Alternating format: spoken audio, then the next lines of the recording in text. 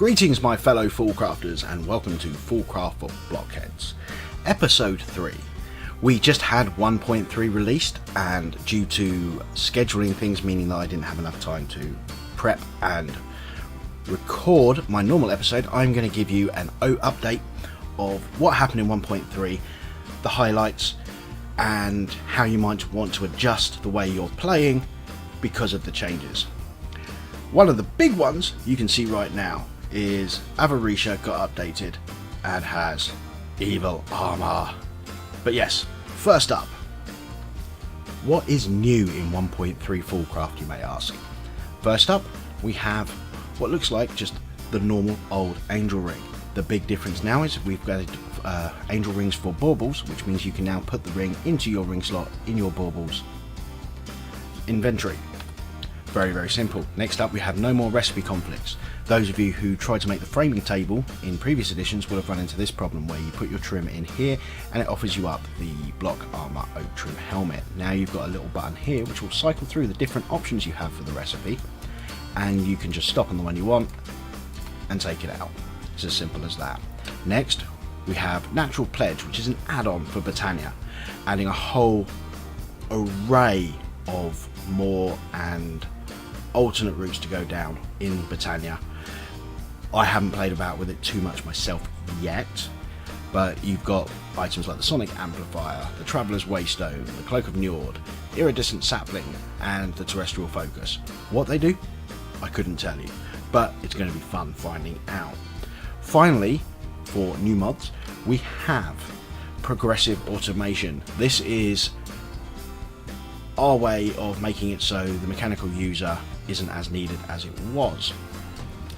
With Progressive Automation, the name tells you a lot. It's progressive through the tiers like that, and it automates your various tasks, from growing and harvesting your crops, to chopping down wood, to ranching animals, so you can have an animal farm going, to killing mobs, and there's a big list of things here. You don't really need to know every single little bit, but take a look at it when you next get in the pack.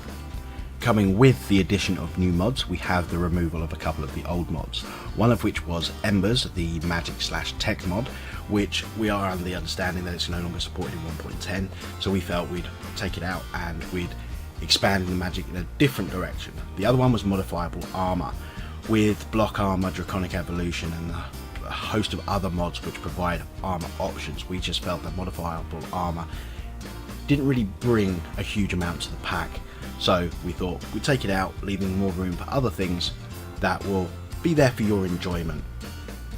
Another quick thing that we did change was that chunk loading has been moved from the FTB utilities chunk loading, which we know has caused a few issues, and we have reactivated the chicken chunks chunk loaders. Some of the mods have been updated with some really interesting bits and pieces. Like I alluded to in the introduction, Avarisha has now added recipes for a full set of armor, a nice weapon, and some absolutely amazing tools.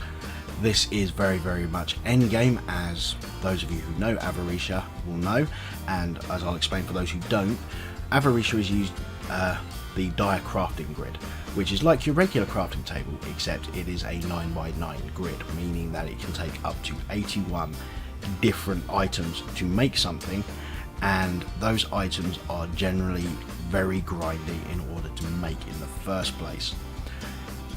I will possibly go into this in a much later episode, as it is a very much endgame element. Speaking of towards the endgame, the one that a lot of people have been waiting for, you've seen it in Draconic Evolution, you've seen the big capacitor that can hold trillions upon trillions of RF, and you've probably sat there wondering, how am I going to fill this? Well, Draconic Evolution has been updated, and they have added the reactor. Now this is just some of the blocks needed to make the reactor.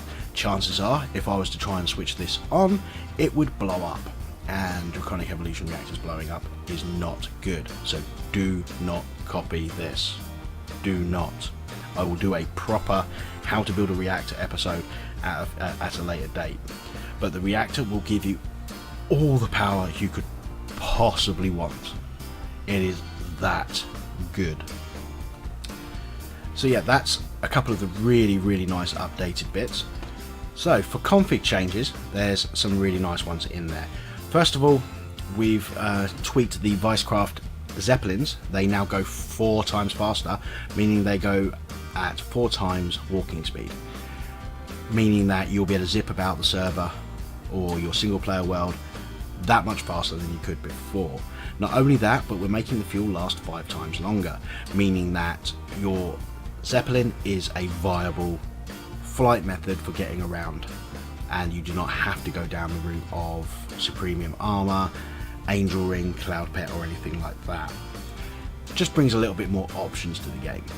Another one we've tweaked that you might like is when you're off killing monsters, Mob Dismemberment puts their parts everywhere, which is absolutely fantastic until those parts start pushing you around and making it harder to do things. So we've turned that off. They no longer will push you. It's a small tweak, but it makes a big difference in my mind. Now for slightly sadder news, we're saying goodbye to the mechanical user from Extra Utilities due to a variety of issues involved with it and its interaction with other mods causing server breaking crashes. We tried to figure out a way to do it without saying goodbye to it, but unfortunately that's the move that had to be made to keep your worlds safe. Now a nice little thing that we've added in is you can now make ender pearls in your smeltery. Have a look at the recipe for ender pearls and you'll see that by pouring I think it's resin ender into a pan cast out of your smeltery, you will get an ender pearl. You get 4 pearls per bucket. Unfortunately that is it for this week. As I said, due to some medical issues, I didn't have the time to prepare the episode properly or have as much time as normal to record. I have a very strict and tight window in which I get to record anyway, due to having a toddler and my recording setup being in the same room that she plays. So that was unfortunate. So next week I'm hoping to come back with a normal sized episode, which will be one of 2 things depending on the amount of time I get to prepare it. There will be either a introduction to your starter base and the bits and pieces you might want to put in there to make the early game that much easier and up and running. The other option is we'll continue down the Tinker's route and we'll start having a look at the various modifiers and traits that you can get on tools, weapons, etc. from Tinkers. As usual, I'd appreciate likes and stuff, but I'm not really gonna push it this week.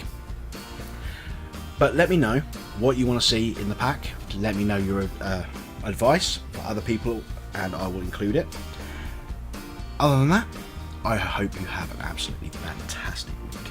This is Critical Mole, out.